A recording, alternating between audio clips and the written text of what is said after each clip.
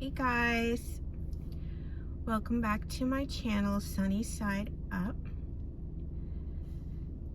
I want to thank everybody who has subscribed and watched my videos. Be sure to subscribe if you like true crime ASMR, and I call it ASMR because I've been told my voice is relaxing, but I don't whisper, so there's that. And today I wanted to revisit the Summer Wells case because I have some new information that I found out. So as you know, Summer Wells is the 5-year-old missing from Tennessee. She's super adorable and she's caught the attention and the hearts of people around the world. And we still have no answers about where she is. And I've been told she recently turned 6. So now we're looking for a 6-year-old, you know. In my last case I did on Aisha, she's now 32.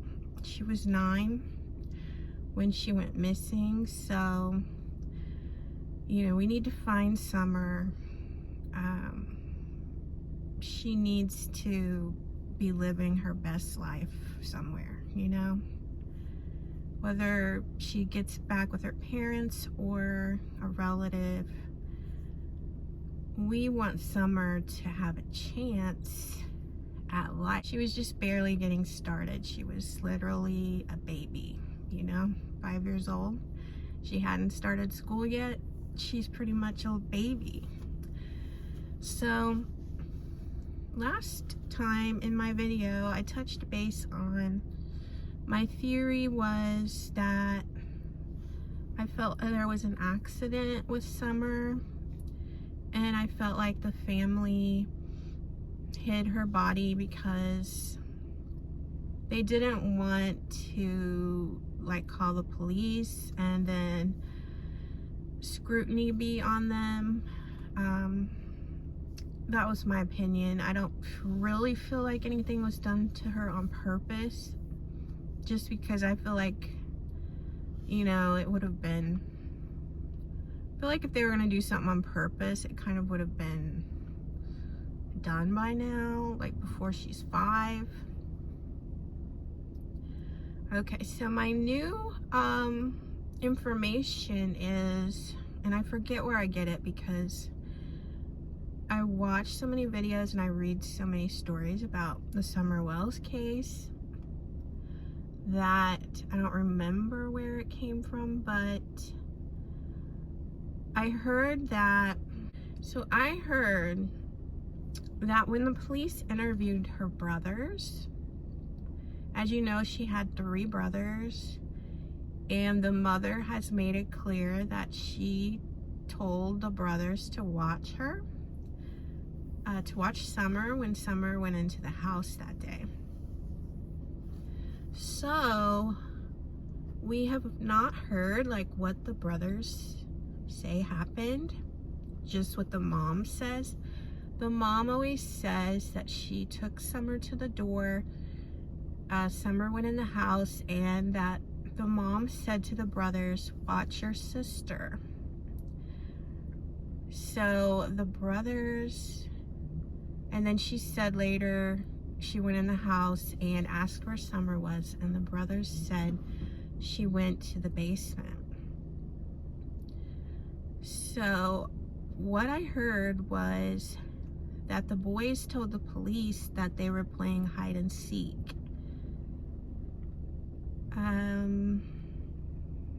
Which is pretty much a bombshell if it's true. Also, the mother,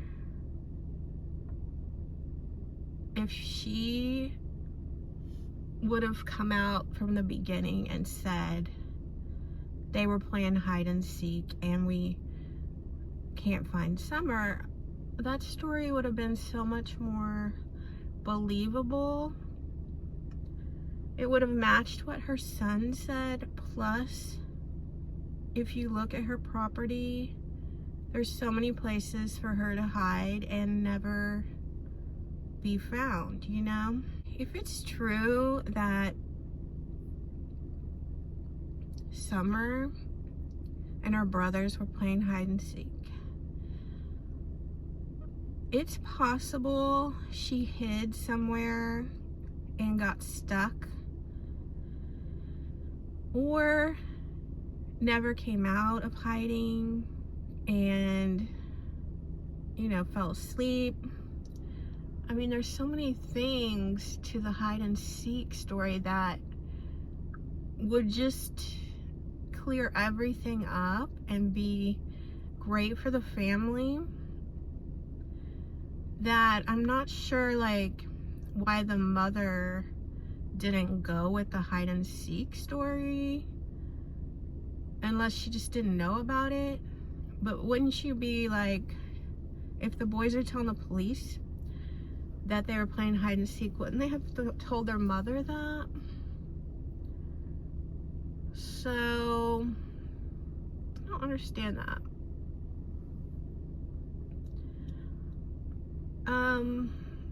So my thought is always on the school bus on her property. I'm just always drawn to it because it's like a school bus that's broken down. It has like weeds growing in it. And when they said they searched everywhere, like the police, the school bus still looks undisturbed, you know? I feel like if you were looking in that school bus for a person, you would overturn the school bus. It would not be in its original position.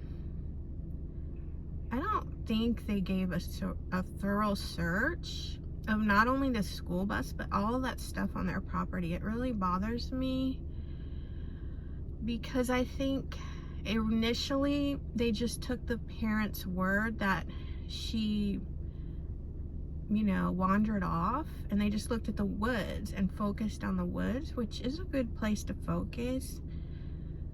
But I think you should focus on all those things on that property. Like, they have a shed, they have cars, they have broken down school buses.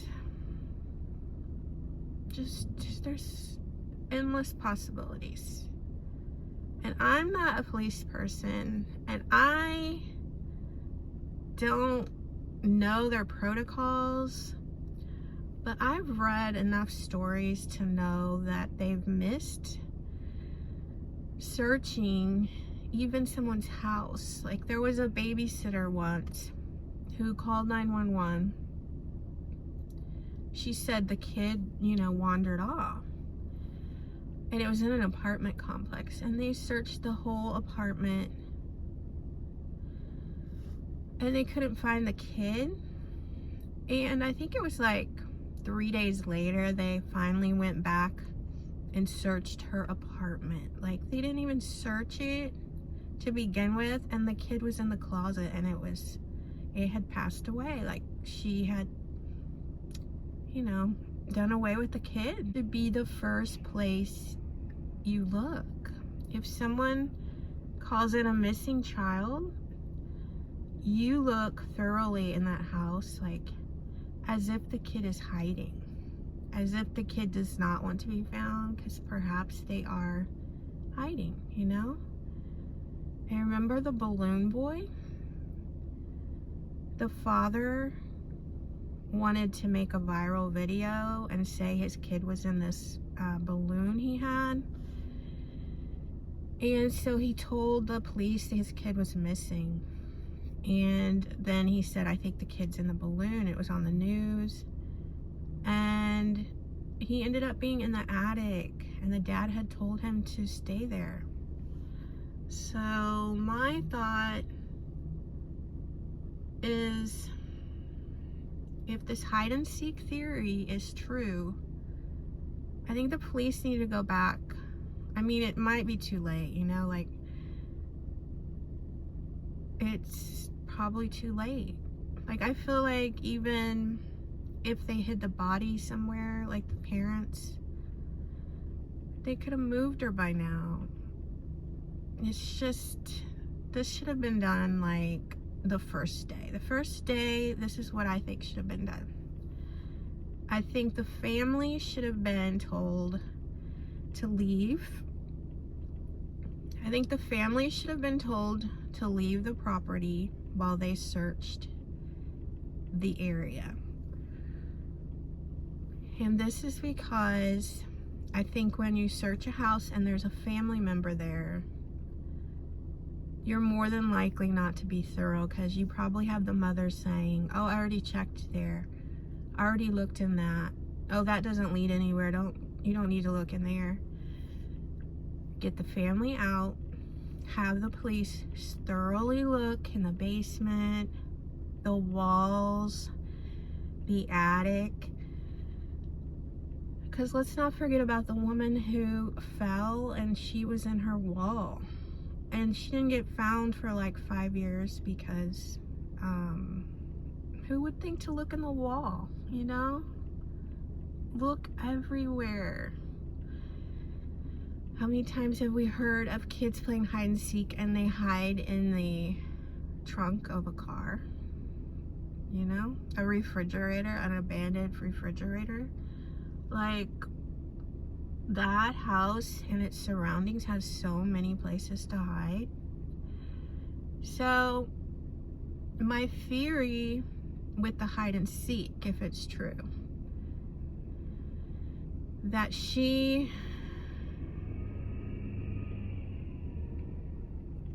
my theory with the hide and seek is she went and hid in an old bus. She got stuck. People are looking for her and she cannot get out. They don't hear her. And she's probably still there. Like, nobody looked at the bus probably. They probably glanced at it. Yeah, I don't feel like these places were checked thoroughly. Then there's the video where she's giving a tour of the property and there's a shed. And they say, can we look in the shed? She goes, oh no, that's Don's shed. He doesn't like anyone going in there. Why?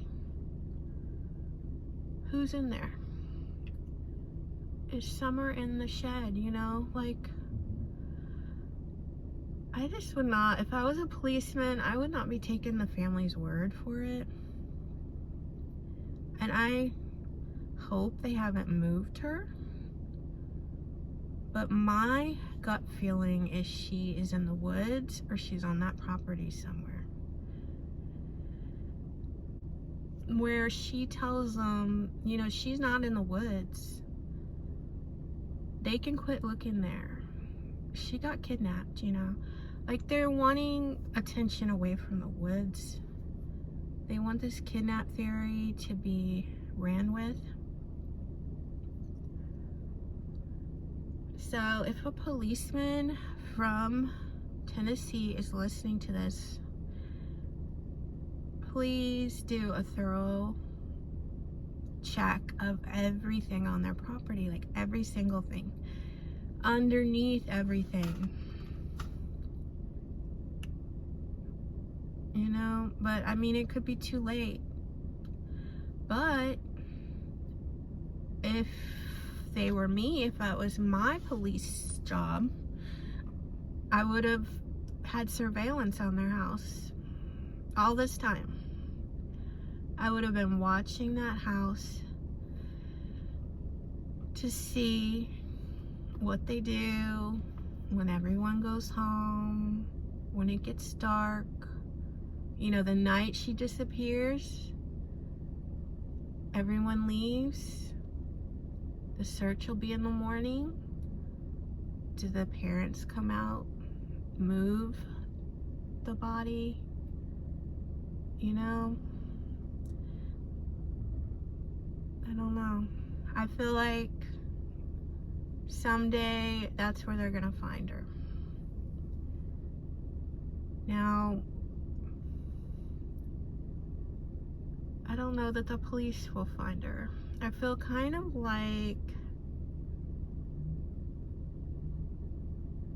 maybe a YouTuber is gonna find her. Maybe if we could get a YouTuber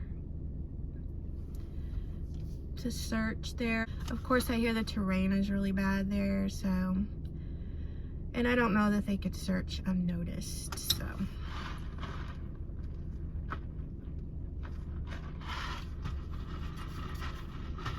So what do you guys think of the hide and seek theory?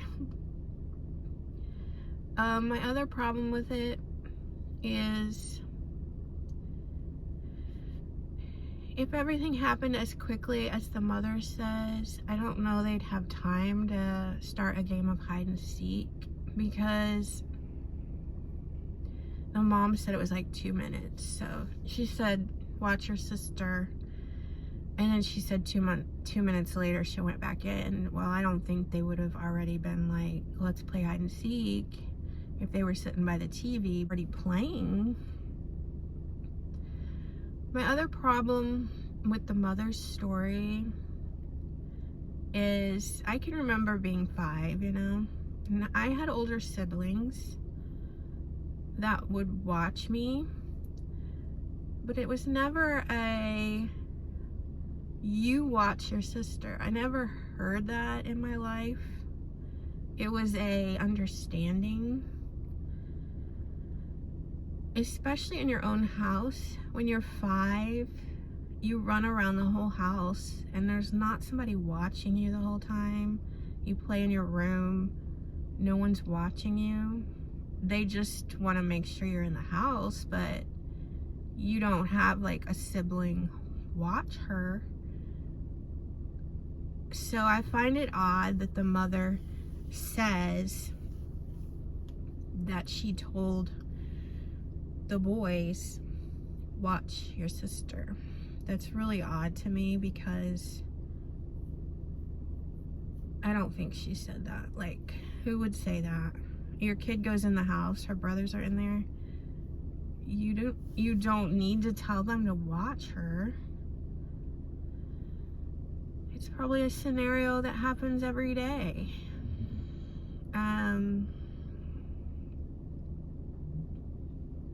So I don't think she said that. I also think a reason she would have said that is to put the blame on the boys. Like, whatever happened to her, it's not my fault. You know, I told the boys to watch her. Like, you know, which we all know is not a good excuse. And the boys, I don't know, I feel like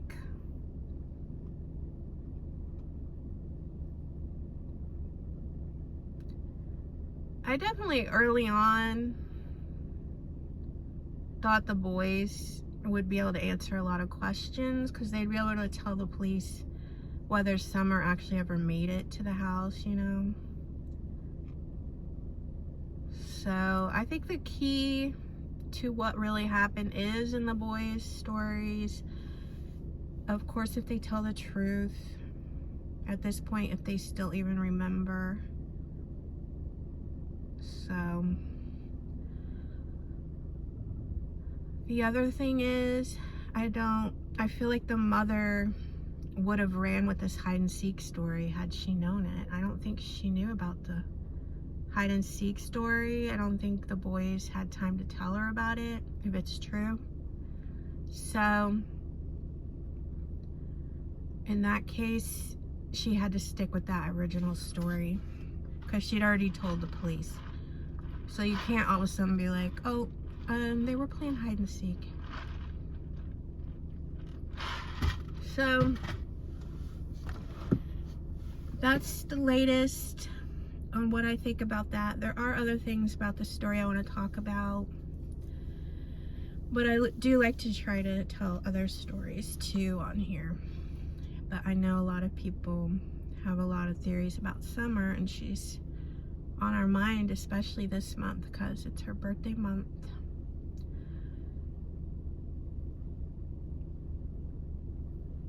So I hope we could find Summer. I hope,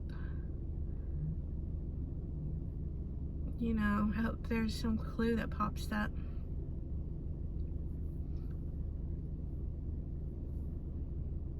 And I hope Summer is out there celebrating her birthday. Because, you know, we can't lose hope that she's not still with us. So thanks for watching, and subscribe if you're new.